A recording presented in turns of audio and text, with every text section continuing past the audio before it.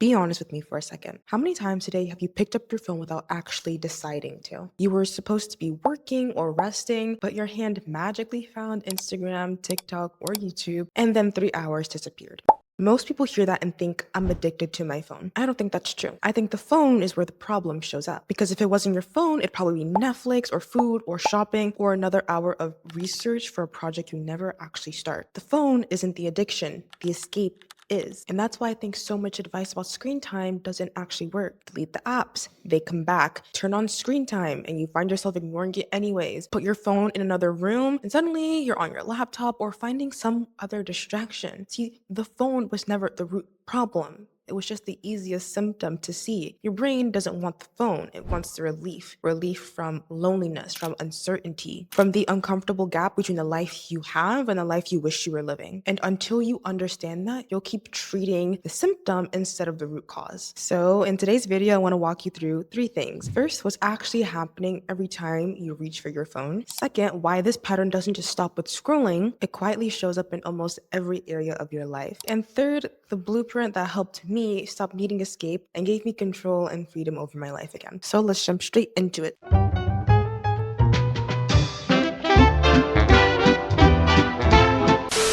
Most advice about phone addiction starts with the phone. Delete the apps, turn your screen grayscale, put your phone in another room, set a screen time limit, and don't get me wrong, those things can absolutely help. But have you ever noticed this pattern? Every time you delete Instagram, you somehow end up on YouTube. If not YouTube, then Netflix. If not Netflix, you're suddenly online shopping, or you're standing in your kitchen eating even when you weren't actually hungry.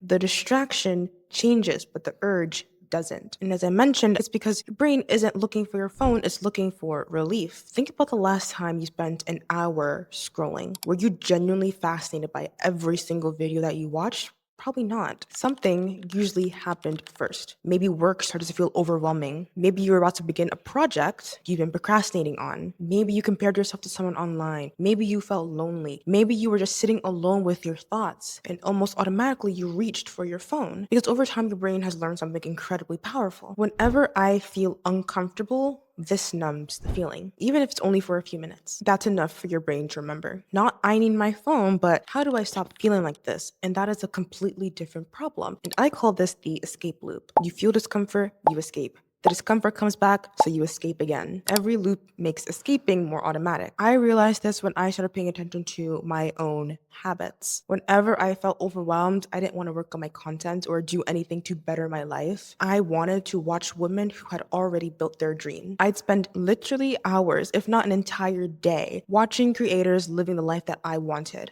Beautiful apartments, thriving businesses, financial freedom, and for a little while, it felt like I was living it too. But I wasn't building my dream life, I was borrowing theirs. And that made the discomfort disappear. But when the videos ended, my life hadn't changed. The work was still waiting for me. The loneliness was still there. The gap between where I was and where I wanted to be was still there. The scrolling hadn't solved anything. It just delayed having to face it. Here's a question I want you to think about. If I took your phone away from you right now, what would you do instead? Would you suddenly become more productive? Or would you open Netflix, order food, go shopping, take a nap, start texting someone? Because if your first thought wasn't, I'd finally do the work that I've been avoiding, then the phone was never the real problem. It was just the easiest escape. And I think that's what we've missed in this conversation. We're so focused on fighting the escape that we never stop to talk about why we want to escape in the first place. Because once you understand that, you stop asking, how do I use my phone less? And you start asking, what am I trying so hard not to feel? But unfortunately, the problem of scrolling doesn't stop at your phone. There's a silent trade going on. The real cost of escapism isn't the hours you lose scrolling. It's the person you never get to become because of those lost hours. Because this pattern doesn't just stay inside your phone. It follows you everywhere. Every time something feels uncomfortable, your brain reaches for relief instead of growth. Writing the first page of a book feels overwhelming, so you check Instagram. Starting the business feels uncertain, so you watch someone who's already built theirs. Going to the gym feels uncomfortable, so you order takeout instead. Having a difficult conversation feels scary, so you distract yourself until tomorrow.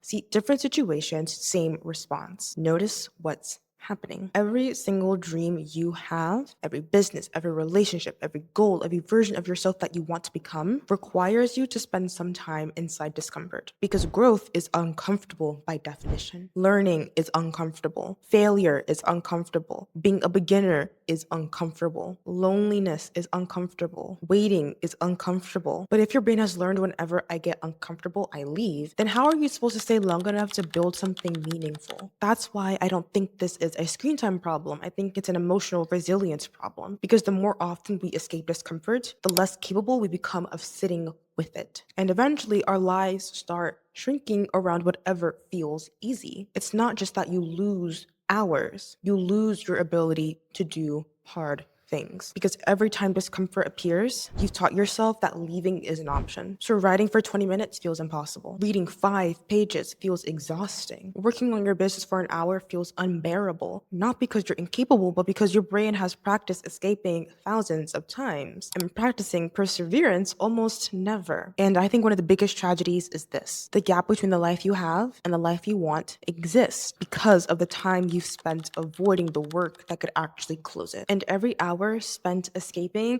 is an hour your future self never gets back. So if the answer isn't deleting every app off your phone, then what is? For me, everything changed when I stopped asking, how do I stop scrolling, and started asking, what am I trying to escape right now? Because every distraction starts with a feeling, not an app, a feeling. The feeling comes first, the scrolling comes second. So if you only fight the scrolling, you'll always lose because you've never dealt with a thing that actually caused it. So here are the 3 things that I've learned on this journey. Here's the first thing I started doing. Every time I wanted to reach for my phone, I paused and asked myself, what am I feeling right now? Sometimes the answer was stress.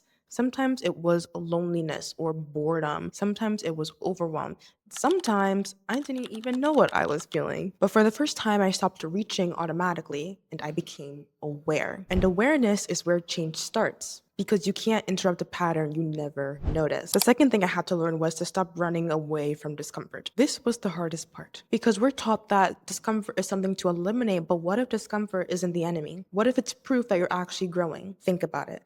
The life you want requires skills you don't yet have, confidence you haven't yet built, and habits you haven't yet practiced. Of course, that's uncomfortable. That's what growth feels like. The mistake is believing that discomfort means you're doing something wrong. Sometimes it's evidence that you're heading towards the right direction. So instead of escaping, I started to practice just staying and sitting in that emotion. Whenever I wanted to check my phone, I'd wait 5 minutes. When I wanted to quit working because things just got too much, I felt that emotional pressure, I'd finish one more script. I'd finish one more edit. Because every time you stay, you're teaching your brain something new. I can survive this feeling. I don't have to escape. And over time, those tiny moments completely rewired how I responded to discomfort. Something else I had to realize was the feeling doesn't last very long. Most emotions come in waves, but because we're so quick to numb them, we never give them the chance to pass. Imagine an itch. If you scratch it immediately, you never find out that maybe it would have faded away on its own. Discomfort is often the same. The urge feels permanent. It rises, it peaks, and then it passes. If you can stay with it instead of running away from it, then you take your power back. And finally, I had to learn how to stop trying to fill every empty moment. I think we become terrified of silence. The second we're waiting in line, we pull out our phones. Driving somewhere, podcast, cooking, YouTube, folding laundry, Netflix. And for me, it's always music. Every time I was on my way to work, every time I was just sitting in my room doing absolutely nothing, I'd always have music blasting in my ears. We've forgotten what it feels like to just sit with our own thoughts. But here's the irony. The life you've been dreaming about is probably sitting on the other side of the silence you're constantly avoiding. Because clarity doesn't arrive when you're consuming. It arrives while you're listening to yourself, listening to your thoughts. And for me, listening to God. And that became the biggest shift of all. Instead of running to my phone every time life felt heavy, I learned to bring that weight somewhere else. Jesus says, "Come to me, all of you who are weary and burdened, and I will give you rest." For years, I was asking Instagram to give me rest. I was asking YouTube to give me rest. I was asking food to give me rest. None of those things could, but God could. And whether your escape is scrolling, food, shopping, or something else entirely, I think what you're really looking for isn't another distraction. It's peace.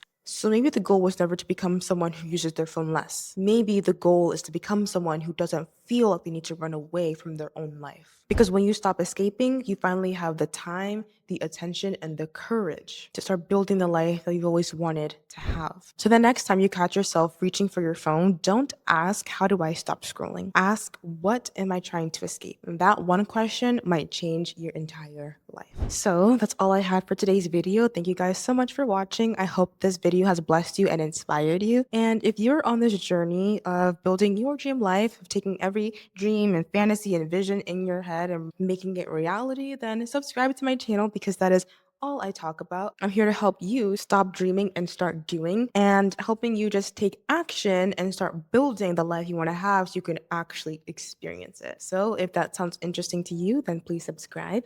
And as always, my name is Tomi, and I will see you guys in the next video.